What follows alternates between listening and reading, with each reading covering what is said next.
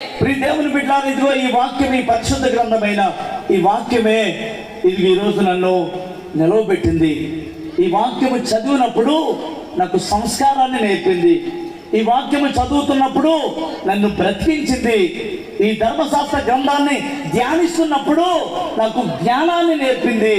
ఇదే పరిశుద్ధ గ్రంథాన్ని నేను భక్షిస్తున్నప్పుడు నా బ్రతుకును మార్చింది.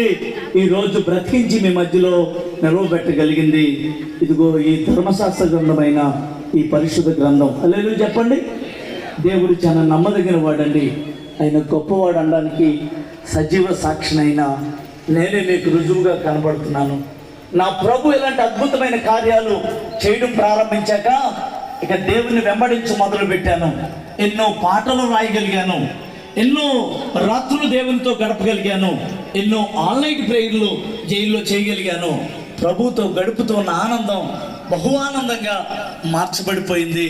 నా జీవితంలో దేవుడు అద్భుతాలు చేయడం ప్రారంభించాడు. హల్లెలూయా. నేను 3.5 సంవత్సరాలు జైలు శిక్ష కళ్ళు మూసుకొని చేసేసాను.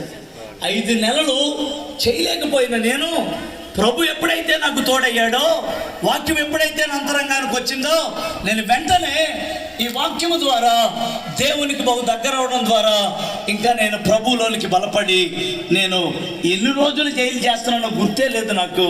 ఒకటి చెప్తాను మీకు ఖచ్చితంగా, ప్రభు మనతోటి ఉంటే నిజంగా మనకి రోజులు తెలియవండి. రోజు రోజు ప్రభుతో గడిపే అనుభవాలే మనం సంపాదించుకోగలుగుతాం. హల్లెలూయా చెప్పండి. 3.5 ఏండ్లు కళ్ళు మూసుకొని జైలు చేశాను. ఒకరోజు నా భార్య ఎందుకో నన్ను చూడడానికి ఇంటి దగ్గర నుంచి వచ్చింది. వస్తూ వస్తూ 2 బిడ్డలు తీసుకుంటూ వచ్చింది. అప్పటికి చిన్న కుమారుని నేను చూడలేదు, వాళ్ళిద్దరిని తీసుకుని వచ్చి